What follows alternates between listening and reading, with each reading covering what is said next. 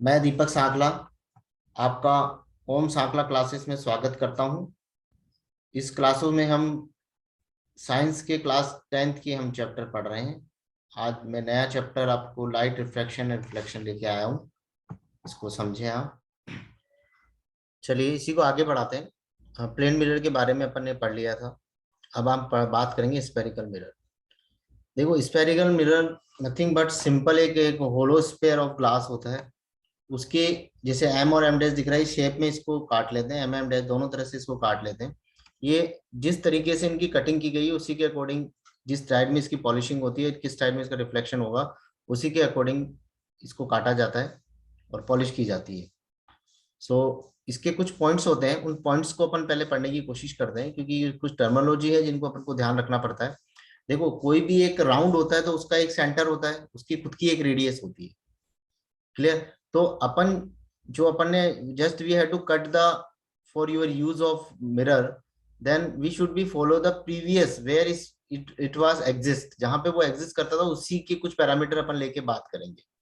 Is it clear? So now first point is a पोल।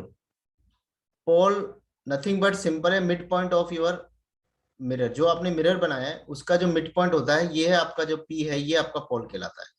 तो pole of spherical mirror, the centre of the mirror, यानी middle point होता है आपके centre का।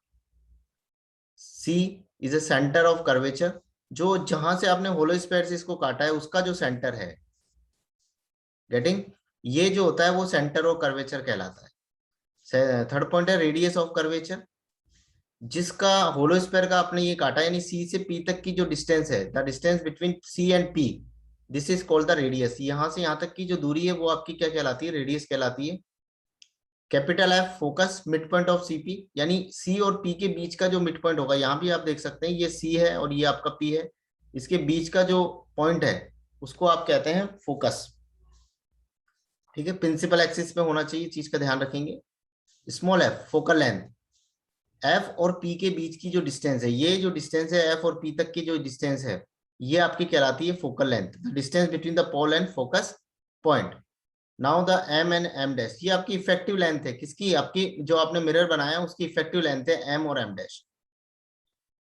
इसको अपर्चर अपर्चर भी कहते हैं। इफेक्टिव लेंथ और size of mirror X Y आपका प्रिंसिपल एक्सिस है।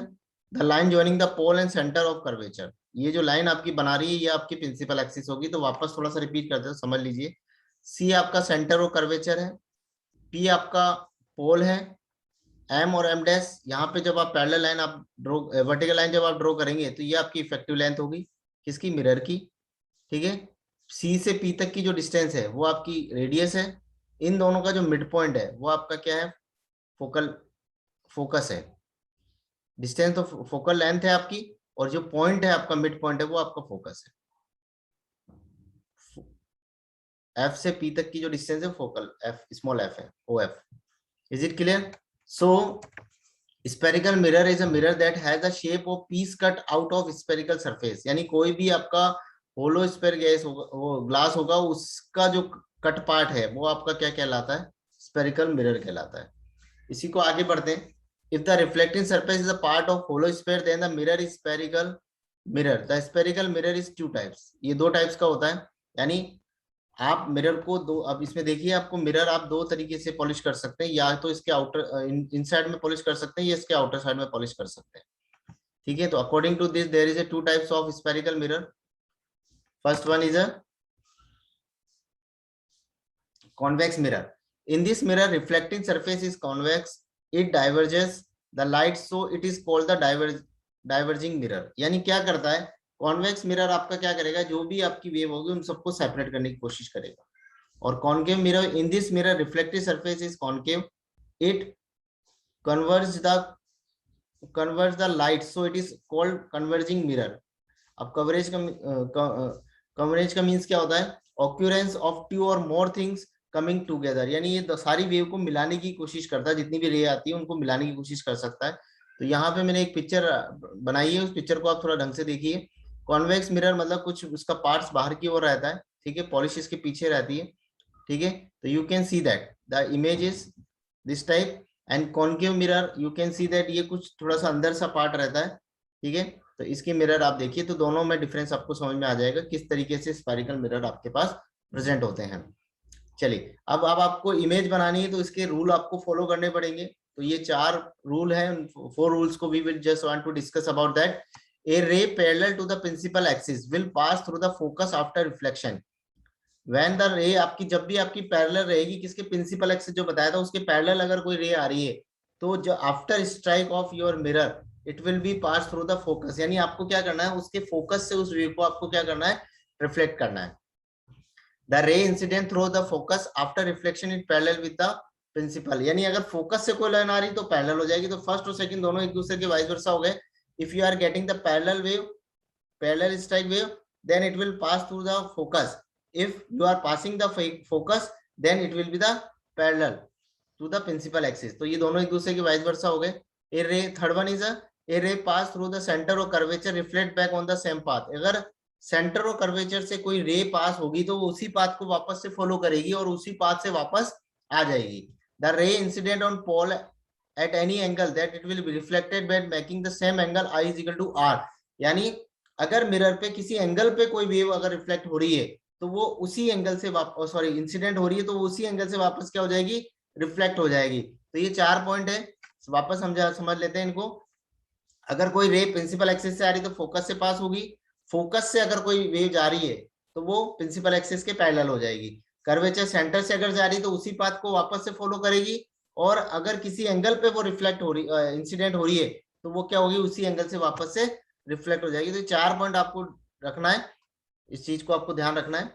Now the second slide for that, for draw the your diagram, रे diagram for image for form by concave mirror, यानी आपको रे डायग्राम बनाना एग्जाम में पूछा जाएगा तो आपको इसको समझना पड़ेगा।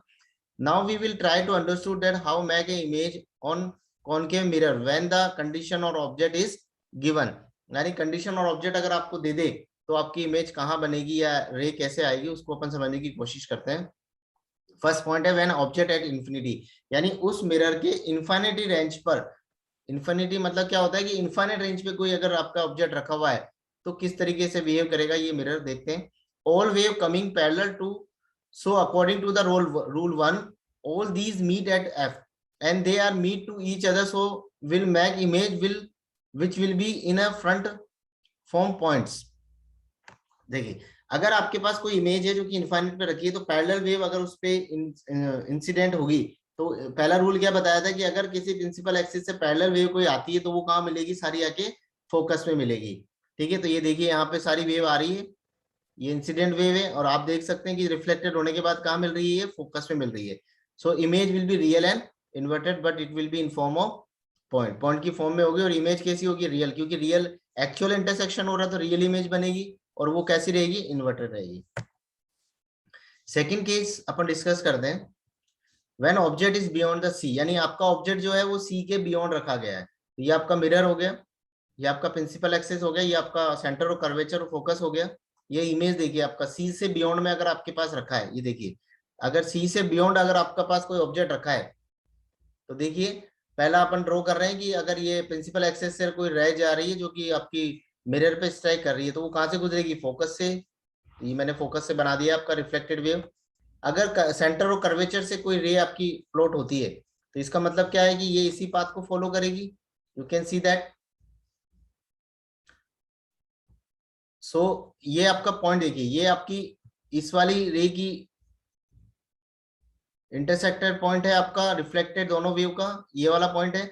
तो आपकी इमेज देखिए जहां पे इंटरसेक्ट होगा वही इमेज बनेगी। तो आपका रिजल्ट आप क्या लिख सकते हैं, you will get image at the between F and C. आपकी इमेज कहाँ बनेगी, एस और सी और एफ के बीच में बनेगी। इसका स्मॉल साइज होगा और इन्वर्टेड होगा। देखिए ये वेव इमेज आपकी, ऑब्जेक्ट आपका इस वर्टिकल डायरेक्शन में ऊपर की ओर था, तो अब आप देखिए आपका नीचे की ओर ऑपोजिट डायरेक्शन में इसका इमेज बनाए। तो small size and real and inverted, small size में होगा और इन्वर्टेड होगा। तो आप समझ गए होंगे किस तरीके से इंटरसेक्शन करना है आपको उन रूल को फॉलो करते हुए। व्हेन ऑब्जेक्ट एट द सी, अगर सी पे आपका कोई ऑब्जेक्ट रखा उसकी बात करते हैं।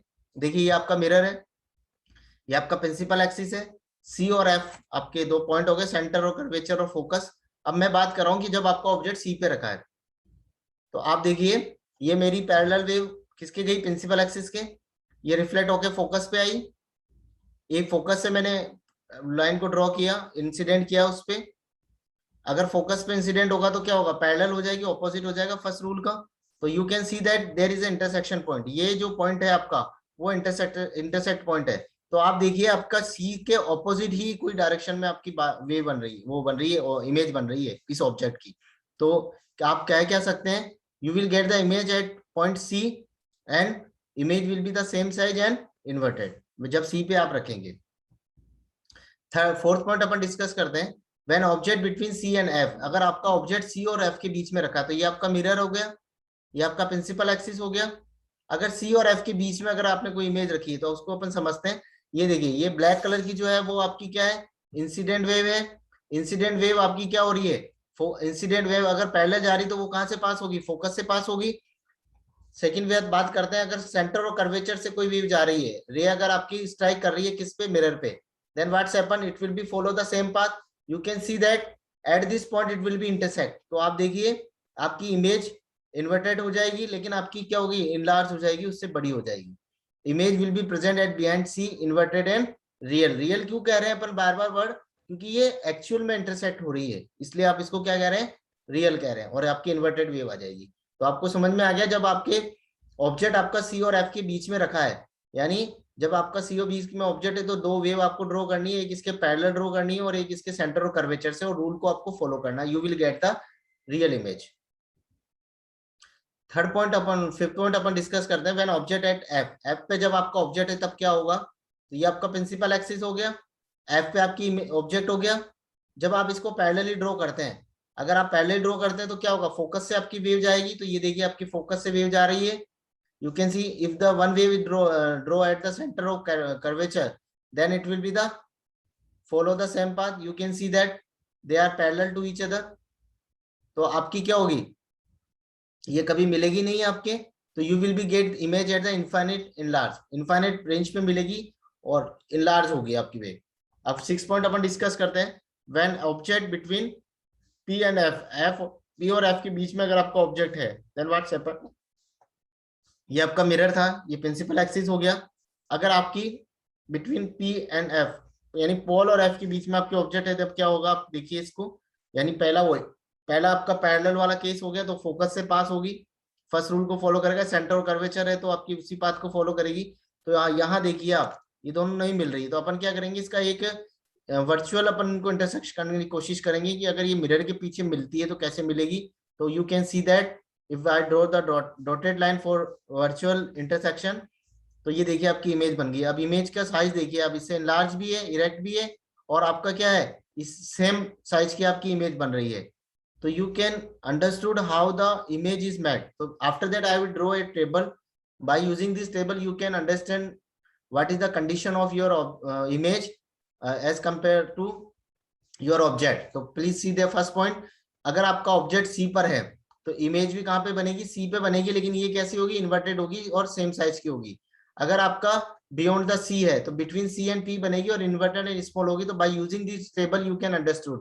तो इसको याद कैसे रखना है, देखिए दो रेड मैंने बना रखे हैं, ये दोनों एक दूसरे के वाइस वर्सा रहेंगे। अगर ऑब्जेक्ट आपका सी पे है तो आपकी इमेज का बनेगी, सी और पी पे बनेगी, इन्वर्टेड और स्मॉल होगी। अगर आपका ऑब्जेक्ट सी और पी पर है तो बियॉन्ड द सी, यानी बियॉन्ड द सी जो पहले ऑब्जेक्ट था वहां पे आपकी इमेज बनेगी और इन्वर्टेड और इनलार्ज होगी। इन दोनों पॉइंट को देखिए, अगर आपका ऑब्जेक्ट एफ पे है तो इनफाइनिट पे इमेज बन रही है, और ऑब्जेक्ट अगर इनफाइनिट पे है तो एफ पे बन रही है।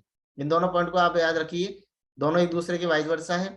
एट पॉइंट सी, तो सी का तो सी पे बन रही है, और अगर एफ और पी पे रखेंगे तो वो वर्चुअल इमेज बनाएगी और सीधी इमेज बनेगी एकदम behind the axis, erect and enlarge. तो I think student will be able to draw the ray diagram by using the, पहले अपन ने प्लेन से देखा था, फिर अपन ने कॉनकेव का अपन ने समझ लिया है। तो I think student will be understood this points. Okay.